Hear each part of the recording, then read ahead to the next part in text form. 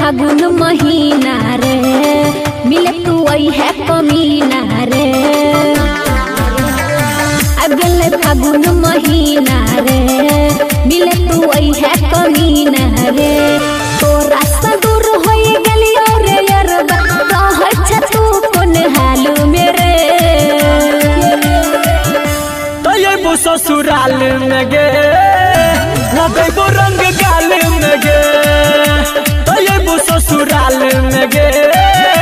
लगो रंग गाल में गे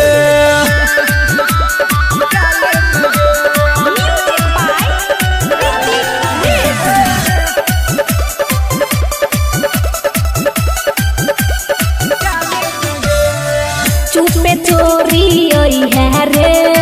गाल में रंग लगोई है रे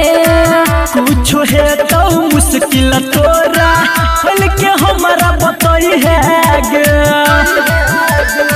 रे छोरा सुनो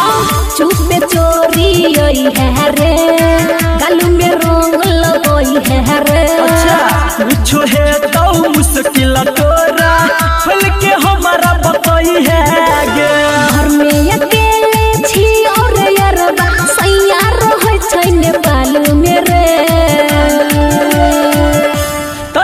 ससुराल में गे लगो रंग गाल में गे तो ये वो ससुराल में गे लगो रंग गाल में गे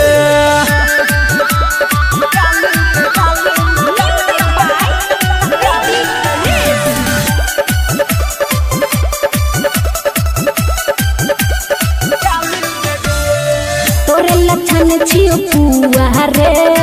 चोली में रंग दिया चुआ रे और तोरा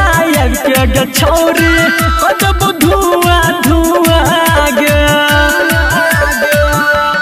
हाँ हाँ तोरे लछन छियो पुआ रे चोली में रंग दिया चुआ रे